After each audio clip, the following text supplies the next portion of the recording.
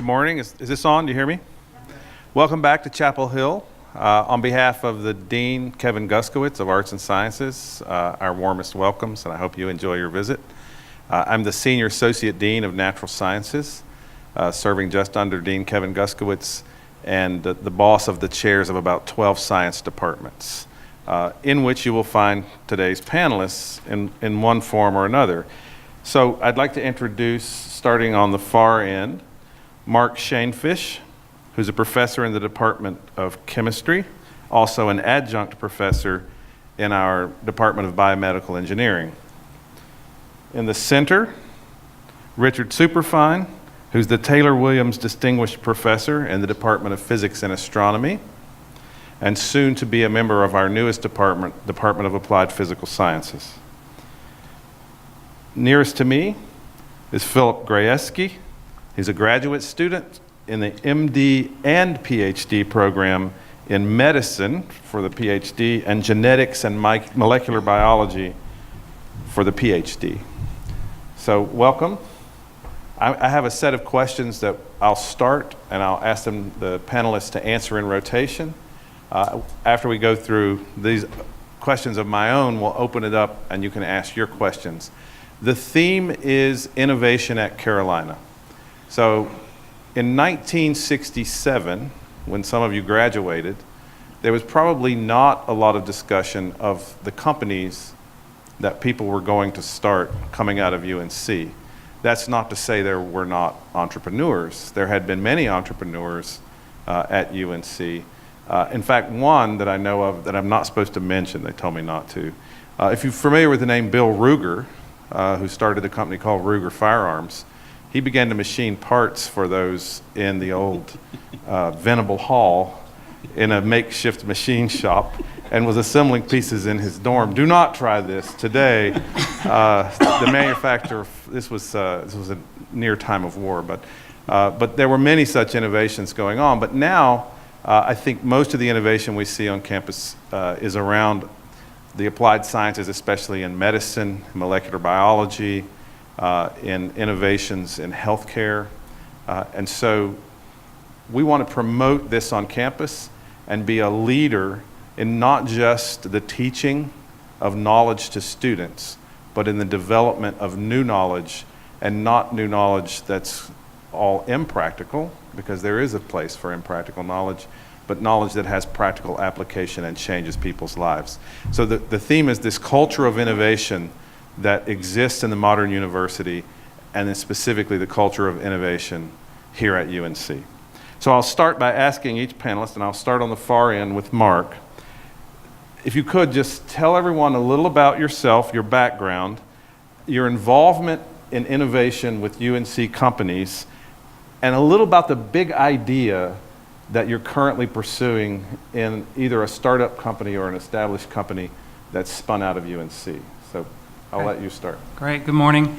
I'm a chemist by training, so I'm in the chemistry department. I started in 2000 here, and my idea to start my research program was to develop materials that could store and release nitric oxide, and specifically glucose sensors that could store and release nitric oxide. As you may know, diabetes is a disease where you need to manage your glucose levels, and there is technology other than the finger prick method, which most diabetics use, that might enable more frequent monitoring of their blood glucose levels. However, this technology doesn't work well. It's a sensor, a continuous glucose monitoring device that's implanted and would then give continuous feedback to someone that has diabetes about whether they need to be concerned about their blood glucose being too high or too low. These devices, when you implant them, much like a splinter, causes inflammation, and over time the body tries to isolate it from real native tissue, and so it forms a foreign body capsule. And so that's one reason these devices don't work very well. When I came here, I was very interested in maybe nitric oxide playing a role in wound healing. That was at the forefront of science at the time. And so I started to think about ways I might trick the body by having our sensors release low levels of nitric oxide. And so that's been continuous research that I've been involved with. since I arrived that's been funded by the NIH. And along the way, we've been innovative, both in the academic setting, but then also started to appreciate the commercial potential of this technology. What we invented in about 2003 or 4 were ways to store significantly greater levels of nitric oxide than what was available at the time. And so we published on this, and we filed a couple of patents, and then I started to appreciate, again, the commercial potential. So a graduate student of mine and I started a company back in 2006 called Novan, which stands for Nitric Oxide Vehicles and Nanotechnology. Nano was the big name back then, and as you may know now, nobody talks about nano anymore because it didn't lead to much. But at that point in time, we were focused again on our idea to store a lot of nitric oxide and maybe have therapeutic indications that we could benefit. We didn't know a lot about business or business development or raising money, and so we at night went to what was called Launch the Venture. I think that still exists now. It's a business school endeavor where if you have clever ideas on campus, you can come and participate in trying to understand the commercial potential of your technology or idea. It can be something that could be profitable sometime in the future or nonprofit. And so we were in sessions every Monday night with a number of folks that wanted to commercialize something, and we then learned about the lingo. As scientists with no business backgrounds, we were able then to communicate about our ideas and come up with a business plan over the course of a year, and that led us to getting some seed funding from an angel investor, Neil Hunter, back in 2007. So we grew that company, and we didn't quite know what that company would be early on, but it ended up our first targets or indications that we might benefit were related to dermatology. And so acne, as well as other indications, dermatological indications, are greatly impacted by nitric oxide, and so we were delivering nitric oxide to reduce the lesions for acne, and we were also able to treat warts and athlete's foot and so forth. So that company was successful at raising over $100 million, and in last year we took the dermatology part of it public, so we're traded on NASDAQ now. The company's in Research Triangle Park. We have about 70 employees, and it's kind of off on its own. Right before it went public, I came off the board, and what we did was spin out all of the non-dermatological entities or technology into a different company called NoBio, and now NoBio is a holding of the non-derm IP, and we just launched a new company this year that I'm a part of that is called NovoClem. And so all along the way, we've started to appreciate nitric oxide's ability to kill bacteria, to eradicate bacteria, and it's not really an antibiotic. So it's not the traditional antibiotic that these bugs grow resistant to. It's something that our body produces in response to bacteria. So we're mimicking what the body does.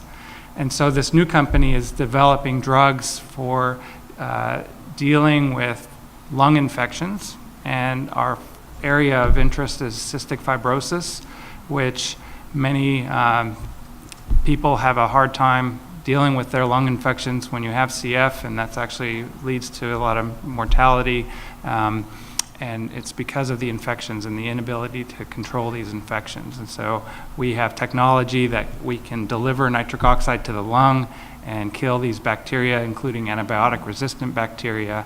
And that company is now in a fundraise where we've raised about $10 million. We're looking to raise another 15 this summer, and we have about 10 employees, and we're off and running. So it kind of gives you an idea of how some little idea that you might have in the lab where you work with graduate students could lead into something that could have a huge impact in healthcare.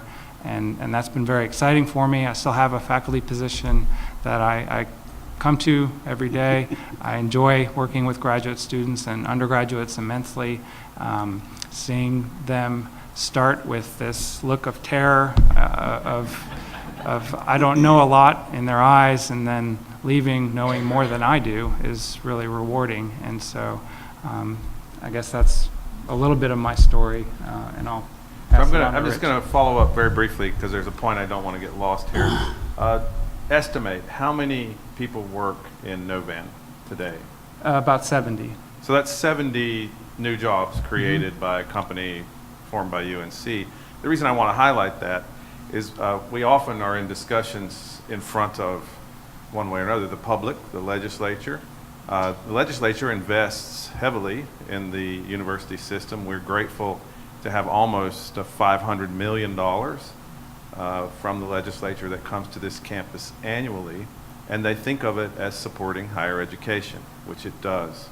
But it is also an investment that yields dividends, including about $1 billion in grants to this university campus, so there's a 2-to-1 lever, and a number of startups that produce new jobs and contribute to the economy of North Carolina. So this is the role of the modern faculty. And Mark does everything else a faculty member has to do, as well as stay involved in these companies. Now, Rich, sorry, I'll let Rich talk about his experience in a startup company. Yeah, so Mark is a tough act to follow. That's a pretty amazing story, Mark. You got anything going for hair products? We do. I see 3 customers. I'm not using it, but we do. How did I know that was coming next, the next product? So I'm a physicist by training, but I love learning, and one of the areas that I have found to be most exciting over the last 20 years has been the interface between physics and biology. So I have an NIH center which studies forces in biology, and this is everything from how single molecules unfold and sense forces, to how cells exert and sense forces, and how at a higher level in tissue systems forces are important.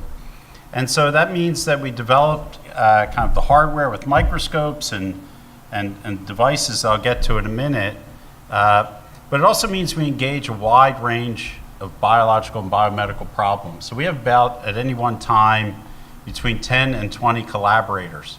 And so it's a very interdisciplinary effort. So for example, we have projects where we're studying the effect of forces in cancer and how cancer cells move through the body. We have experiments and collaborators which are studying blood clots and how blood clots form. You can imagine the mesh that stems the flow of blood in a clot. There's a mechanical effect going on there, and of course it's all proteins and cells that are generating that clot. And the other one is the lung, and in fact it's cystic fibrosis.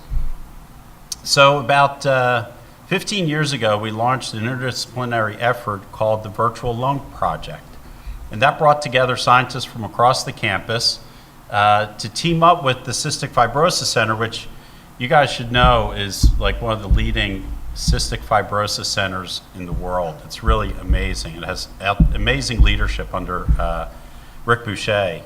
And so this brought a set of computer scientists, mathematicians, polymer physicists together to start studying the underlying basic science of what happens in the lung. And so I'm the son of a carpenter and a contractor, so I've always loved building things. It's kind of like almost how I understand things. So when you study the lung, a healthy lung, before the infections kick in, the way your body clears infection is it puts a layer of flypaper over the surface of your lung. So your lung, the surface area of your lung is about half of a tennis court. Think about that for a minute. Half a tennis court is folded up inside your chest, and your body needs that area to get the oxygen into your bloodstream. But that's a huge area for bacteria to land on and other pathogens to get into your body. So your body puts mucus, that sticky fluid that sometimes comes out of your nose or like your saliva, and that coats all the surface of your lung. When you breathe in bacteria or dust, it sticks to the mucus. The mucus then is caused to flow upward out of your lungs to your throat, where you can then swallow everything out through your gut. So that's how your body keeps your lungs sterile. It's an amazing process. And to a physicist, after you say, well, that's really gross, You say, this is absolutely fascinating. You have this sticky fluid. How does that work from a polymer physics standpoint? And finally, how does this flow occur? And the flow occurs because there are these fine projections. They're like nano machines. They're called cilia.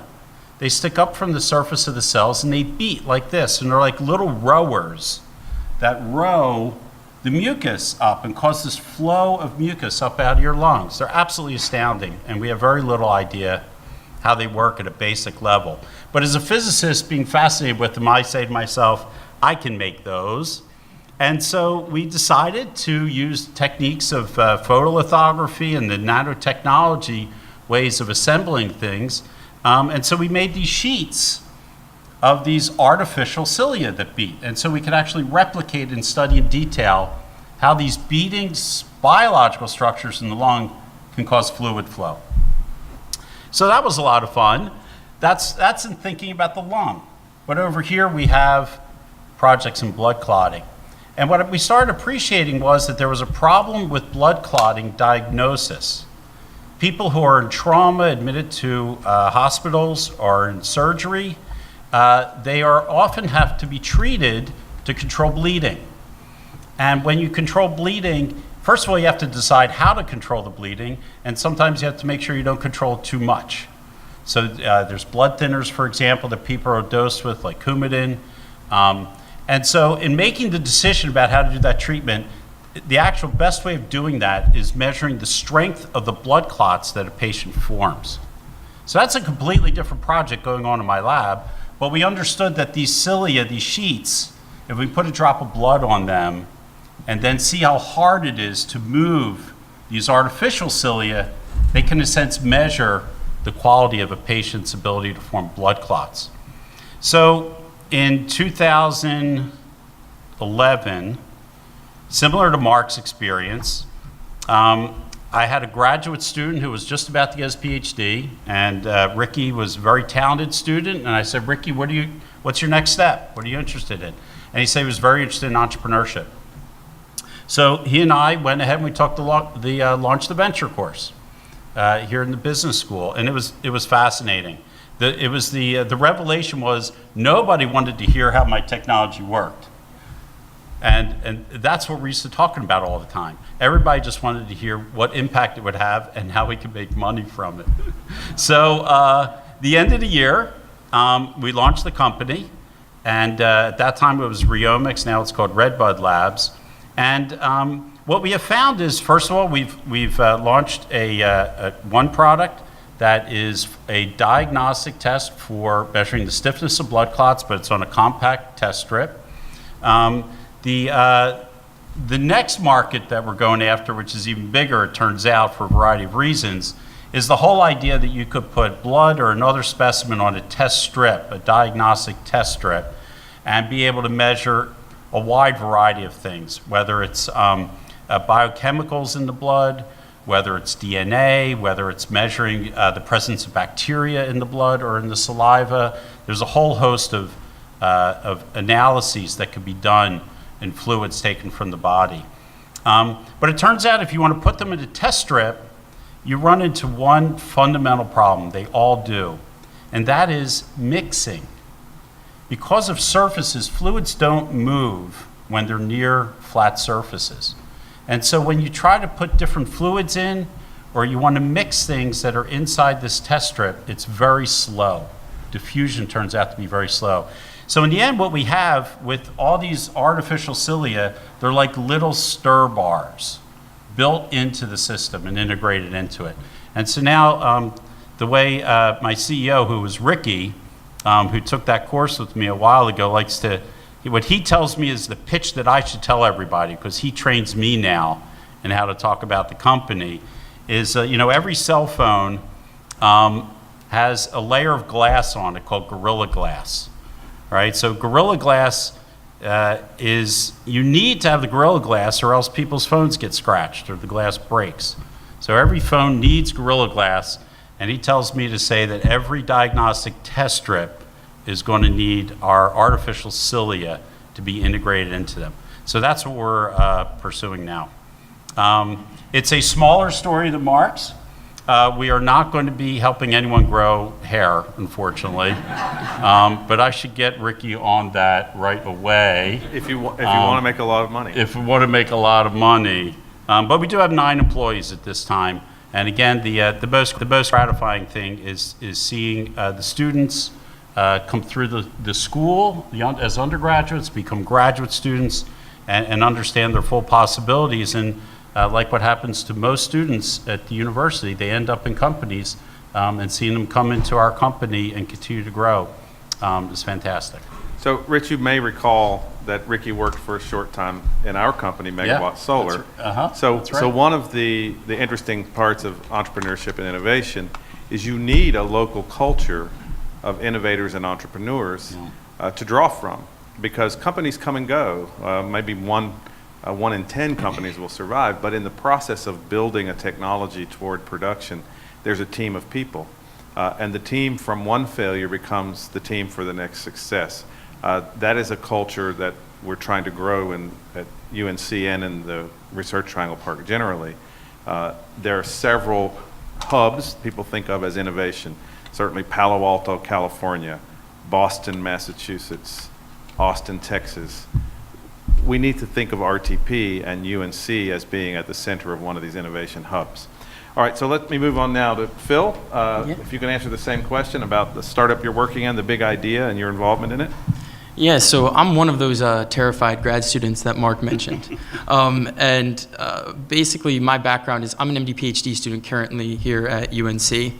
And before that, I went and did an MPhil in Bioscience Enterprise at the University of Cambridge. And so what that degree actually means is it's kind of like a specialized MBA for pharma and biotech. And so Chris just mentioned the culture here. And when I was coming to look for medical schools, I knew there was a culture here. I knew about RTP. I knew it was a hotbed because you had Duke, you had NC State, and most of all, you had UNC here.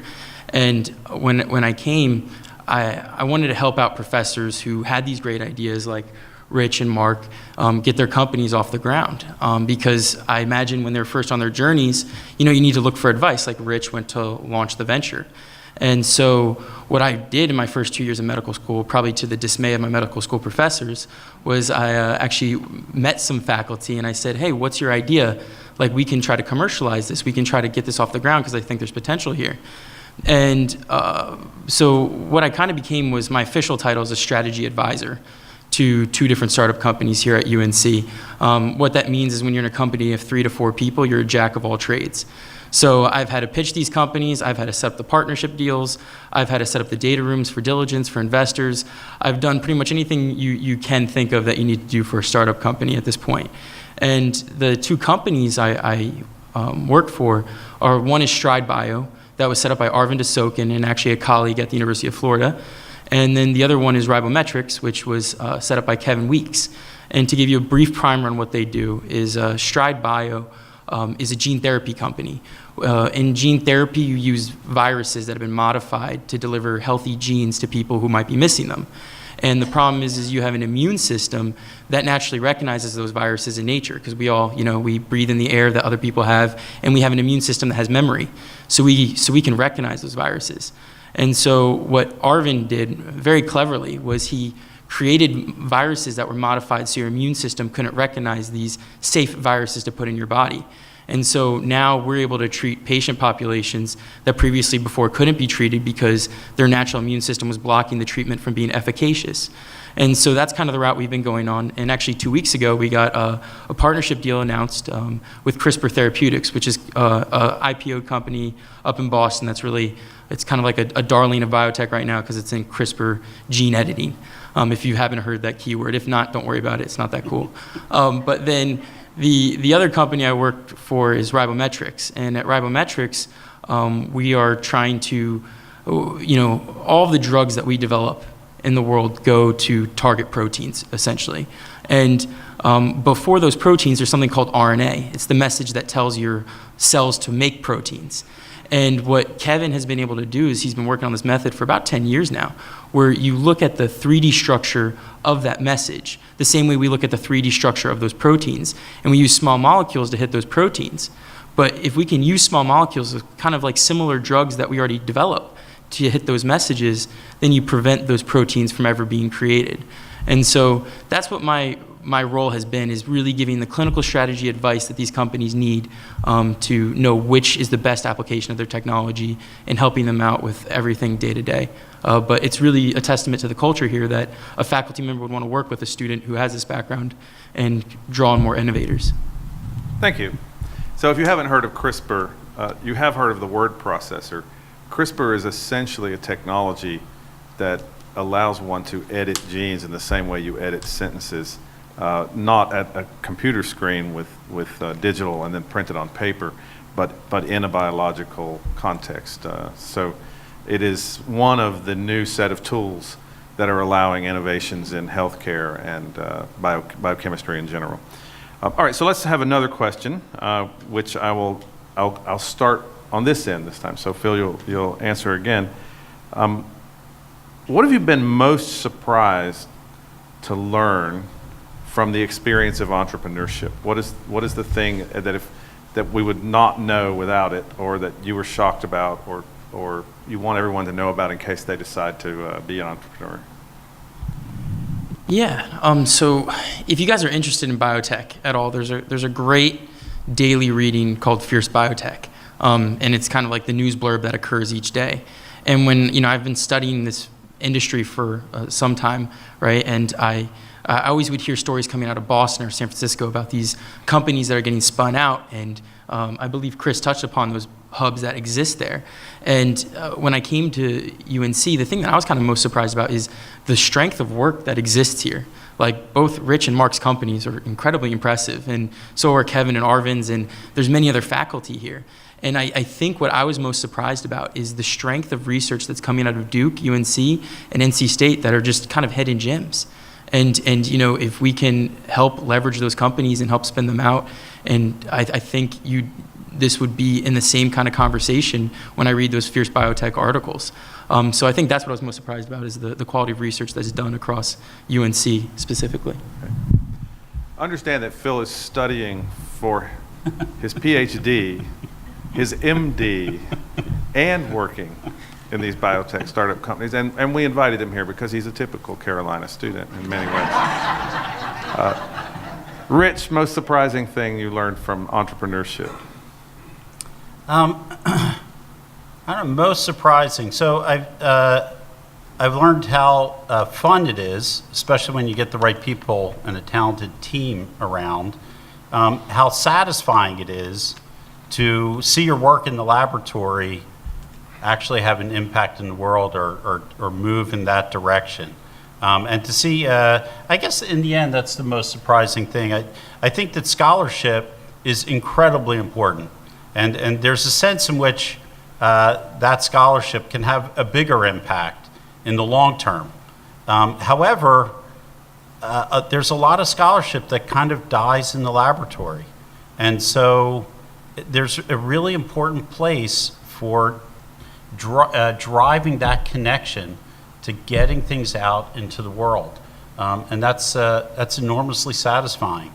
The downside is that you can be really pushed by a lot of different interests around you to make money.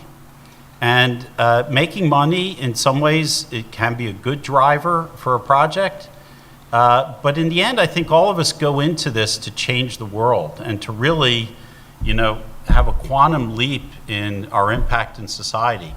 But it's very interesting to navigate the temptations of getting caught up in the money where there's only a marginal improvement to the world, but it still can make money for some people and distort your enterprise, and still drawing yourself back to your core values, that it's really the 10 times, 100 time leap that is what I think the university is invested as an enterprise. And so there's an excitement about going into the entrepreneurship, but there's also a temptation there that I found I have to be careful about. All right, and Mark? Yeah, both those answers were really good. I would have given the same. So to give something different, I think I'll go in this direction. Something that surprised me, especially when I was starting out, how how many people think they're experts and want to give you their advice? And 95% or more of them are wrong or the advice is bad. And so to kind of have a BS meter was something that took me 2 or 3 years to fine tune and appreciate that while this individual has an opinion and thinks they're right, I need to filter that and understand how that might apply to my scenario, my situation, my research, my challenge. And so I think it took a little bit of time to appreciate people wanting to help, but also working through that. All right, thank you. I'm going to do our last question, and then we'll open it up to your questions. My concern, one of my concerns as Senior Associate Dean, is how do we get better at this? How does UNC excel, prosper, and lead the world in innovation? So I'm going to ask, starting with Rich now, how do we do this better? Either in creating a culture that does it better, an administration that promotes it better. What are your ideas? So I think there are, in some ways, the easy things we can continue to do better, and they're things that we've already started. I think in a large way, the culture of the university has really started to change. Doing entrepreneurship on campus is celebrated in many ways, and that is a big thing that's happened over the last 10 years. I think that administratively, they instituted this, what was it called? The express license agreement. So they codified a document in consultation with venture capital. So you didn't have, when you came in as a company, you didn't just have to start at the beginning with the negotiation. It was like, here's the document, everybody's looked at it, the terms are reasonable, just sign it, get back to making your company, and go. And I think that has been a real innovation in making things go faster, and I think extending that is something that the university needs to keep doing. I think that the hard thing to do, which will have an even bigger impact down the line, is really it's people and money. You need money to get ideas going, and more important than that, you need people, both as talent for your own company, but to give you deep insight into problems. It's the fastest way to learn. And so I think connecting us nationally to like Boston and Silicon Valley, if really effectively, is I think going to speed up even more how stuff gets out of North Carolina. Okay, and I'll go to Mark next. So I think time is one of the most important parts of this, and the university could do more to help me carve out time to be an entrepreneur. I think it's done for certain individuals on campus, but it's not equal. I think to be involved in this effort requires some relief from teaching at times, some more appreciation for what's involved and what we're trying to do. And there are some folks on campus that get it, that have been involved in startups, that understand and appreciate this. And then there are some folks on campus that just want to make use of what you've done to say Carolina's great, but not support in other ways. And so that's always been my biggest challenge. I think having a family, having startups, having graduate students, I have 15 graduate students that need my attention. I enjoy teaching undergraduates, but something's got to give.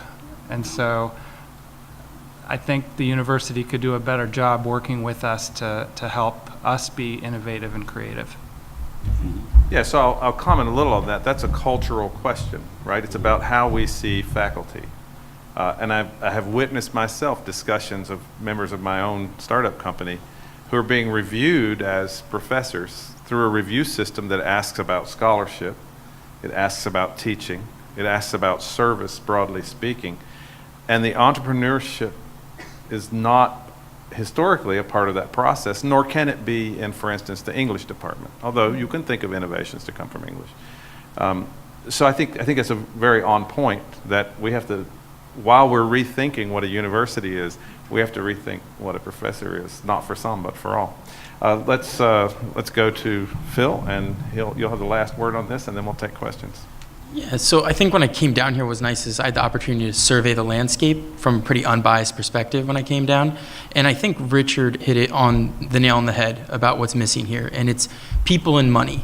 And what I've seen from these interactions is that we lack a little bit of the middle management expertise that exists in some other biotech hubs. And it's partially because we don't have the money. It's a chicken and egg problem.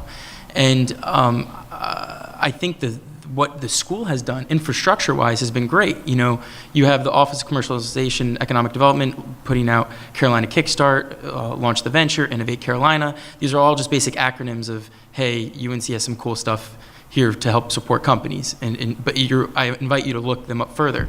And so we have these great infrastructures put in place, and you even have like the Frontier RTP, which is like a free workspace for entrepreneurs.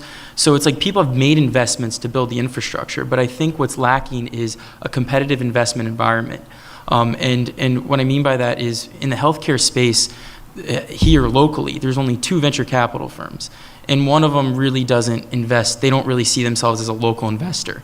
And then there's only one other one. So if you kind of only have one person there at the table, you kind of get pushed around a lot. And you don't get the best deals for your company, and they might not have the bandwidth to help a lot of these other companies that I've mentioned here, because there's about 20 plus great companies that could spin out of here, and if they were just in a different location, probably would be successful. And so for me, I think we need to, I know Rich mentioned connecting to Boston or San Francisco. I would challenge that notion. I would say we need to start additional local investment firms here, and how you do that, I'm not sure. That's a question that's beyond my experience. But if we could, I think you'd see a lot more productivity out of this area, because that kind of money would bring that kind of people, and these companies would definitely flourish. So we figured out how to build banks in Charlotte. I'm sure we can figure out how to build venture firms in RTP. Hey, I invite you to it. I'll support that. But let me ask, I want to ask a specific follow-up about this layer that you're calling middle management, and it's the missing people. So venture capitalists from big investment firms will often bring in a CEO for hire, but you're talking about something else.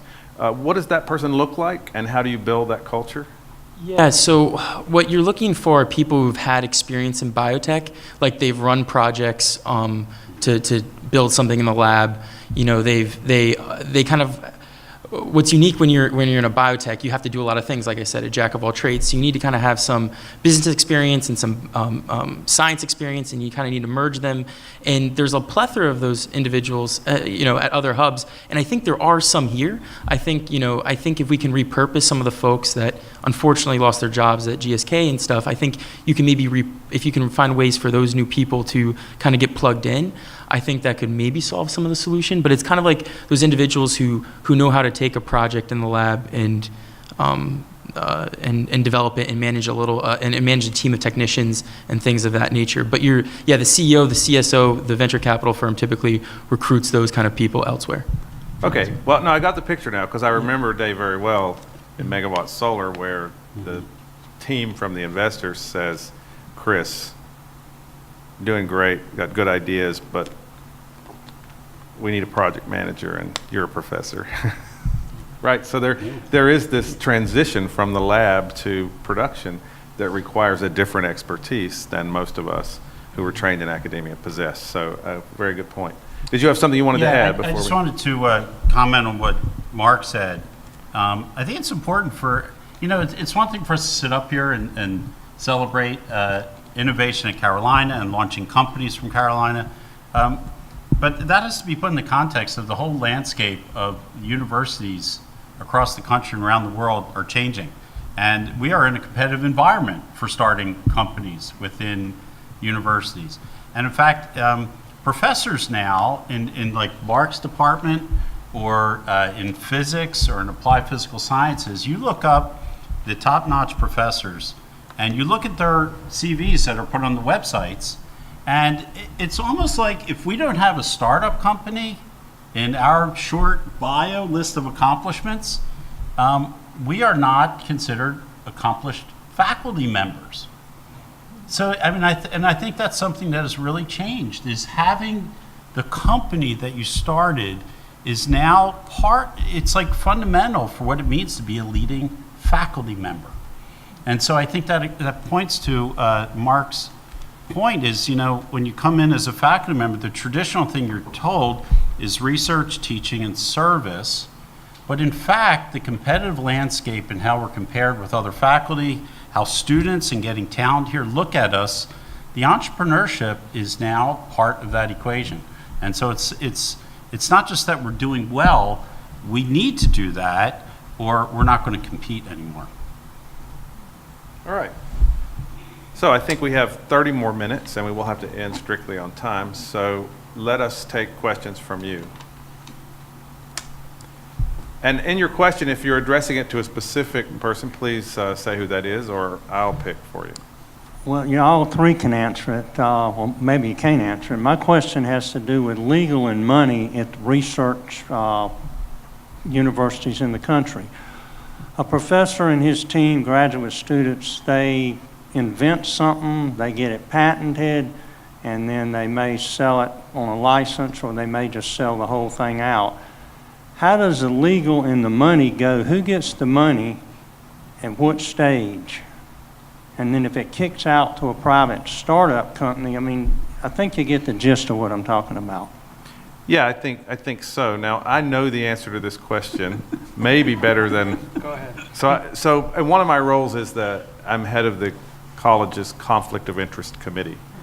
And what you can imagine is that the space you're talking about is a conflict of competing interests.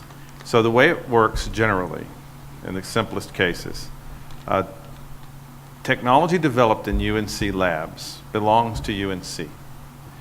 So one of the things that's fun that I've done is sign over my patent that has my name on it to UNC Chapel Hill. So they are the assignee of that patent. UNC can license that technology according to these Carolina Express license agreements. And upon licensing it, they may get a fee or they may get royalties off the sale of a product that uses that technology. That's a fairly standard legal space. What UNC will do is return some fraction of that to the home department, which may give it to the lab where the invention originated, to the inventor or inventors. So if graduate students were involved, they share in the revenue stream from royalties.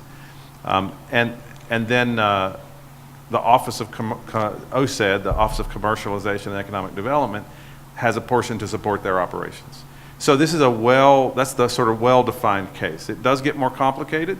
Suppose a company using UNC technology in RTP advances the technology one step or changes it in some way. The ownership of that is stipulated in these agreements as much as possible. But what if the faculty is going back and forth working at the lab and in the company? And that's where this conflict of interest office comes in and says, wait a minute, you're taking a grant from your company to do research with grad students paid by the state in your lab. Now we have to figure out how we're going to do this in a way that complies with law and does not get us into the News and Observer as having abused the public trust. And so it can be quite complicated.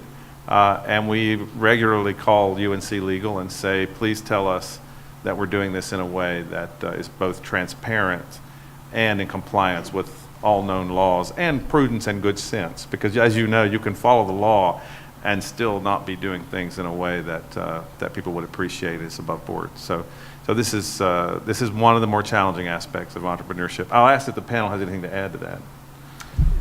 Just that it's a long process. So these patents, for example, for Novan were filed in 2003 and 4, and there's no royalty revenue yet whatsoever, right? Until you sell the product, those royalty streams don't start. So it's not like, hey, I'm going to file a patent and be rich tomorrow, or my students will, reap the rewards tomorrow. It's already been, more than 10, 15 years, and we're still working at trying to get something to market. So that's one side of it. I think the other side that we often forget is the huge benefit, to the state, sure there's jobs, but to the students in the lab. They're motivated when they come into work in my lab, even if they're not on the patent, because they see the potential of what they're doing and how that could impact medicine. And so And then for me, as a faculty member, when I go into a sophomore analytical methods chemistry class to share my story or to share real-world examples is also another positive element that comes out of my entrepreneurial activities. So it's layered there's multi-layers to what we are doing and how that can benefit not only the state of North Carolina, but students and the university. So this was one of the epiphanies I had, and it's largely around the very simple number 1%. So as an inventor and as a scientist, we like to think that our invention is really the whole key to the company. Like the company couldn't be there without our invention. And when you then tabulate, okay, so there's the invention and then somebody licenses it, you get royalties. Those royalties are like 1%, maybe 2%. The university gets perhaps an equivalent royalty. That's how much that invention is as a value for the rest of the company. That was humbling, like for me to really realize that at the In fact, end. the credit card company gets more on the transaction than exactly. you get. God, I hadn't put it that way before, Chris. Thank you. Yeah, I want to make you feel better all the time. That's today's epiphany. Yeah. So like for me right now, I have about a 20% stake in the company. The reason I have that stake, and it's more than the 1% in a sense, is because of the business work that I put in. All right, so that's not the research. So it's my work in the company in developing it as a business that has established my value in it. And that is a major lesson, is that the value of the company is largely from the development of the business of the company itself and not the research. I think one of the messages for the university that's hard is that the university in general is not going to make a lot of money from these spin-out companies. And there's a danger in thinking that that's what's going to happen. In the end, the reason why the university establishes and promotes an innovation culture is because it keeps great talent like Mark at the university and creates this vibrant environment for students to be trained, for graduate students, and for research to happen. Phil, anything to add? I think I think all of you guys have answered it pretty sufficiently. The one thing I will add is that the university, if you're looking at how the university can get money back from these kind of ventures, is that there's programs like NEO that when they start the company, they get a share of the company as well because they provide guidance and legal expertise to these companies as they're first developing. So the university does get back a little bit of an investment, but like Rich said, it's the odds of you making a ton of money off of one of these spinouts is very slim to none, and the case is rare versus not. But I think what you do see in other spaces, like if you look at the gene therapy space, I believe UPenn just made a deal with Bayer, I think Bayer, on the order of hundreds of millions of dollars, just completely from a university to business transaction to get viral vectors for gene therapy there. So I think if the culture can become flexible with different models, I think there might be an opportunity to make a win-win for everybody, but at the moment, it's a tough task to ask. Yeah, right now the total revenue from licensing at UNC is about 2% of the total we get from grants and other sources. So it is not the most significant of revenue streams. So let's take another question. I should say 1% of hair regrowth would probably be okay though, because there's a lot of customers, and it needs to be something that works for a while, but if you stop, the hair falls out and then you have to buy more. Is it on? I have a question for Richard, because I was really excited to hear that you're working with biotechnology, because 20 years ago I sat in a room of doctors and scientists and said, look, someday it's the physicists who are going to save our health. You hear that? Got it? Because someday I'm going to put my finger in some sort of slot and it's going to realign all my molecules and electrons and everything back to a healthy state. So what I want to know is how long do I have to wait? Oh my goodness. You know, so first of all, I can't leave the table here and be able to look Mark straight in the eye without giving the due respect for analytical chemistry. So the field that Mark is in is called analytical chemistry. And so as you describe the problem of the, the detection of chemicals in a fluid, Mark would say, wait a minute, that's called analytical chemistry, and he's right. But there, in the end, there is no distinction between these fields. I mean, some of the sensors that are involved in those chemistries that Mark would use, or analytical chemistry use, are being developed also by physicists. And so that goes back and forth, and that needs to be widely appreciated. The idea of being able to, sometimes this is framed as a tricorder conversation. So any Star Trek fans here? I think, wasn't Star Trek airing in 1967 when Yeah, we were in college? I'm So the surprised there are first, more Star Trek people well, they out were there. studying. Usually They had I to get look through I look college. around my research group. Just the one that's interested in physics. So I think we're actually close to having significant capability to detect like 10 to 20 molecules from a drop of blood, kind of in an in-your-hand test strip. There's aspects right now of devices that could do that for 1 or 2 molecules. So I would say within 5 years, we're going to be seeing devices like that in regular use. Okay, but I want to put my finger in a slot and get completely healthy. Oh, well, that's treatment. Yeah, that's hard. And that's what I'm really saying, hard. is that treatment, Oh, a my lot of goodness. his treatment will be driven by physics. And some of the new chemical. Well, I think the Mark new would agree that areas. chemistry is physics. Yeah, No, all right. Sort of. I tried that Okay. one.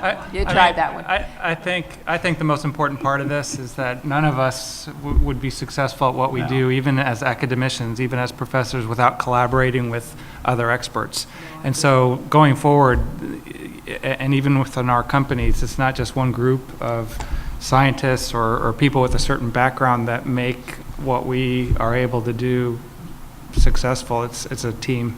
No, actually, what's giving me really pleasure is hearing that we're moving away from the medical-only Yeah. model, Yeah. and the different areas are pulling together. Yeah, so, when we started the Virtual Lung Project, one of the things we said is you wouldn't step into an airplane that hasn't been completely computer designed, that hasn't been modeled with sophisticated computational programming using the latest knowledge we have of aerodynamics. You wouldn't step into a plane these days.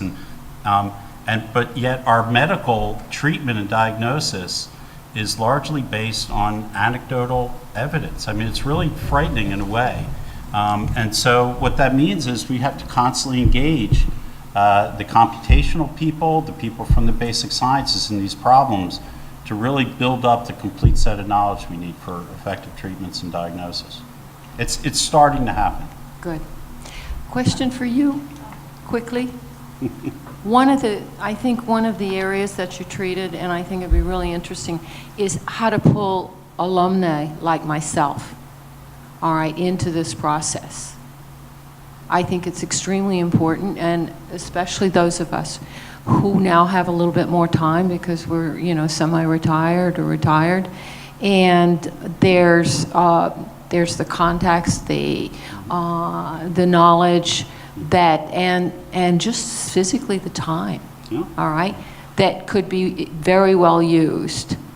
And the second aspect of that, I'm an art major who went into computing and then got a business degree. So you know where I'm coming from. Where I go to school, people who actually pick up the results of different kinds of inventions do make a lot of money. And those people do give back to the university. Right, so I want to comment on that. So there needs Yeah. to be that loop. Yeah. So I think the first way and the simplest way, I think alumni don't always realize how simple, is to tell our story better at every chance. I think we have had generous but very flat funding from the legislature because they do see the investment they're making as an investment in higher ed. They do not see it in the same bin as the economic development money that, for instance, goes to the Commerce Department, or the tax deal they're going to make with a company to relocate in North Carolina. Companies grow out of the soil of the innovation of the universities. Once this is understood, that investment in higher education is seen as fulfilling more than one role. And I think we don't tell that story well. I think people don't know that story. I think everyone can tell that story at every chance they get. I think it's an important aspect. It probably, I would say, more important than money at this moment. Money's important, but think about this. I told you the numbers, $500 million, we're still heavily dependent on the legislature. We raise another $400 million in tuition. We have about $2 million coming in licensing revenue. So that's a seed, right? The part that you can't see in the seed is the plant that's going to grow, which is, the Teflon in your cookware is from a UNC technology. We could just name the things in your everyday life that you wouldn't have if scientists hadn't developed them. So I think. Why isn't that in my pocket? Yeah. Make it easy for me. Yeah. Right? Second thing is, when I come back here, give me continuing education, not just Yeah. how I can help the university. Give me something about continuing education, so I want to come to learn, and that learning should be built around what you're doing with the freshmen. So Ishna, you're writing this down. We want Absolutely. we want a continuing education, Yeah. and we can make it. I agree. We can make. So that is a communications effort, right? For it to be easy for you to tell that story, as it is for one of us. So, Yeah. but thank you very much for that. Let's move to another question, and let me check time here. We have about 15 minutes. Is this on? Okay. I was a freshman in 1955, before you all were born. Of course, I was 10 years old at the time. But anyway, I'm impressed with all the growth here at Carolina. But my question is for Mark. Occasionally, I will invest in little companies. And first of all, excuse me, what's the symbol of your company? You said it's went public. And second, does it make a profit? Although profit, we're finding out, is not necessary to get to $900 a share or $300 a share like Tesla. Right. So we did go public. The symbol or ticker is NOVN. We just released our financial reports today, and we're down 4%.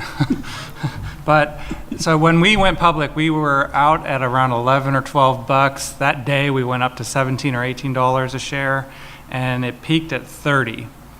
And this was all on the potential of our lead drug candidate, which was for acne. And so we ran 2 pivotal phase 3 trials, and those results came out in January. So these are huge, huge trials that I think 2,300 patients across 100 different sites. And so in acne, it's very difficult to get a delta that is absolutely established and wow, that this drug will work and be approved, because you're doing this at so many different clinical sites. And so it wasn't a failed trial, but we had issues in one of the trial arms, that caused the stock to crash when we released that. Okay, and so it went from, I think that day it was at 18, and it went all the way down to 4 or 5. And so now we've been hovering around 5, and we've had a couple other successful phase 2 trials in other areas. So human papillomavirus warts is something that we were able to target. Nail and foot fungus is another area we're able to target. So we have a platform that we're trying to develop of various drug candidates. But it's a very costly process, right?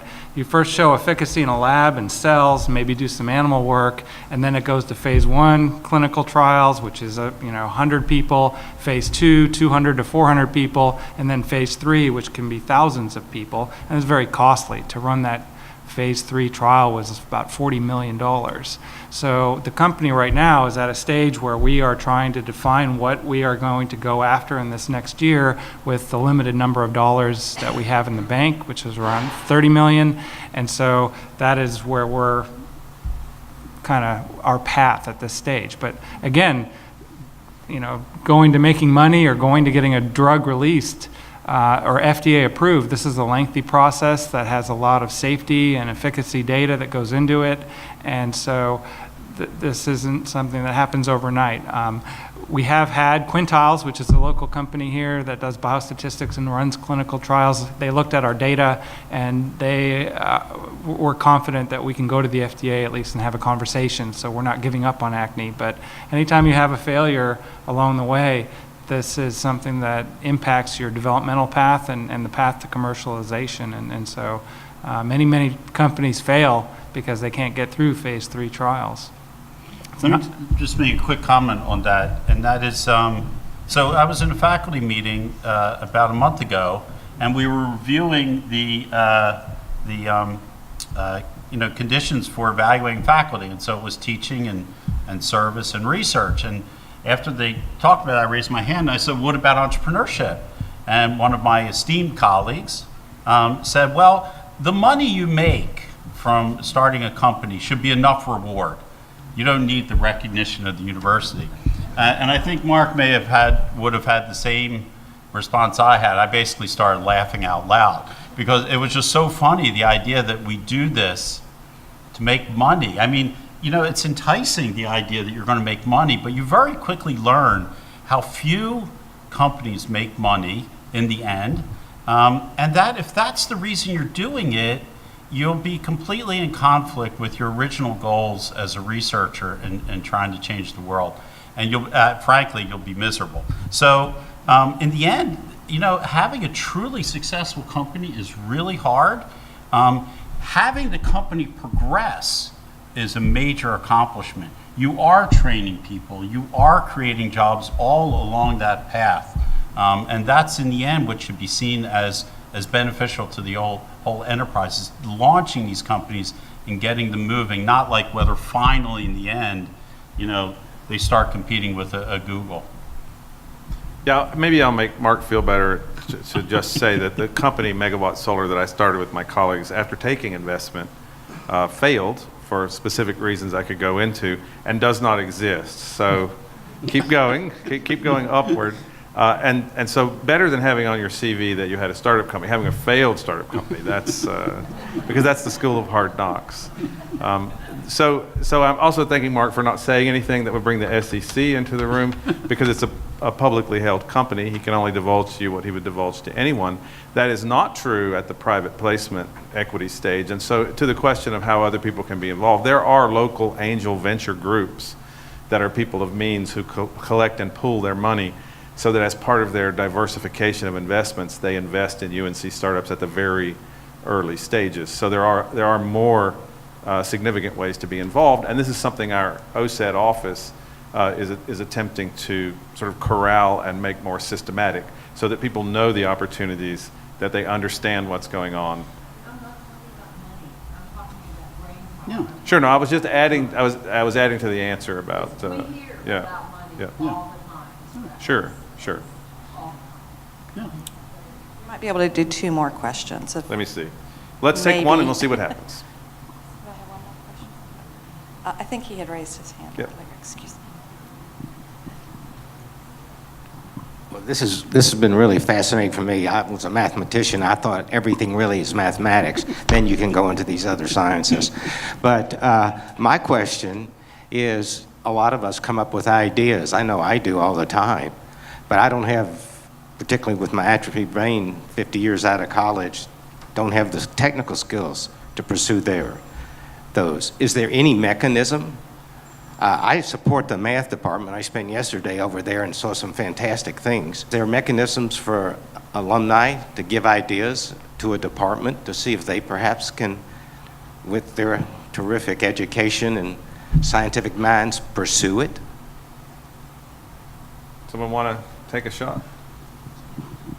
Well, I think first of all, contacting the chair of the math department, for example, send them an email. They know the faculty and who might be interested, in the area, the idea you're describing. So if you put it into an email, it's very easy to pass that around. The other one is Mark and I went through this enterprise called Launch the Venture in the business school.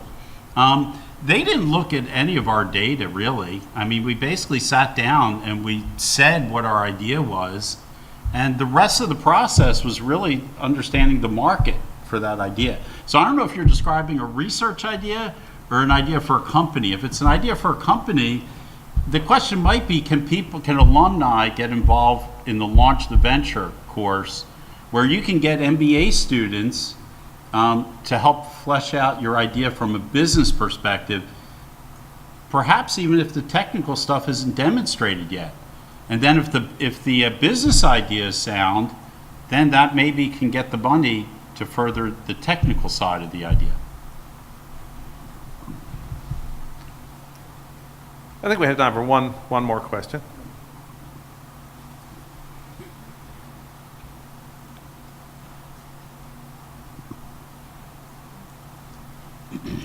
I just wonder if there's any possibility you've considered refining or mass producing the BS meter.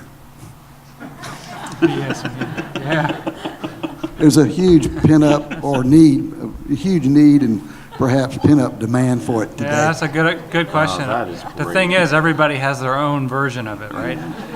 So mine might not work for you. I think that's that was done. It's called the university education. If we do this right, if we teach our students critical thinking skills, and we teach them not to leap on intuition only, but to use data and analysis to understand the world, and if they will do that, then there's your meter. So we don't have to invent that. We just have to work hard on the implementation. Any more questions? I think we could take one more. I wondered what the ratio would be between competition and cooperation on a national level amongst the universities.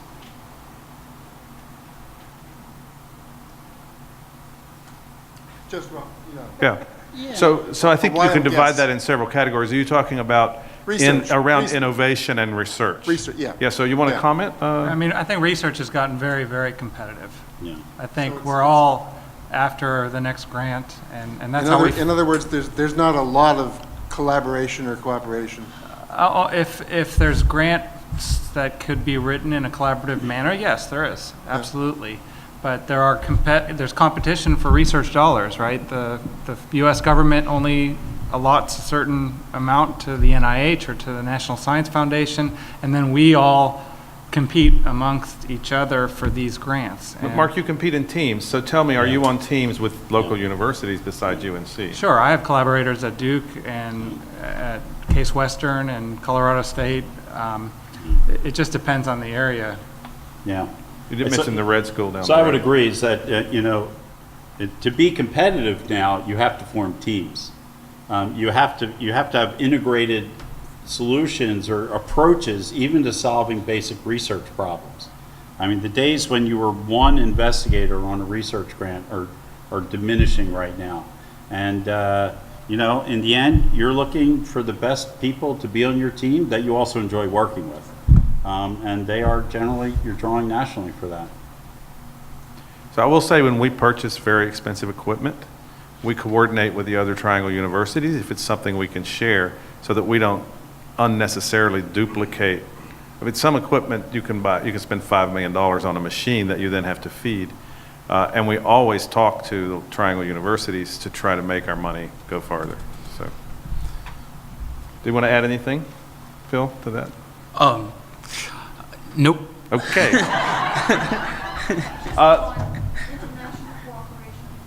Yeah, so address it internationally, since you were at Cambridge. Cooperation versus competition across the pond.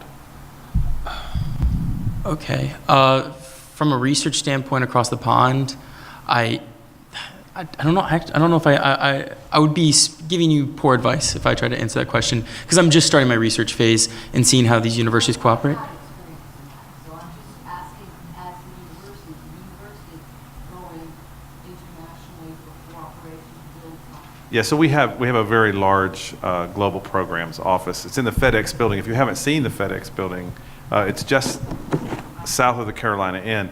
That is the hub of our international efforts involving interdisciplinary research on every continent but Antarctica, and also involving study abroad, student opportunities abroad, and so there is a large international presence. We have campuses, joint campuses in other countries, so there's a large presence there.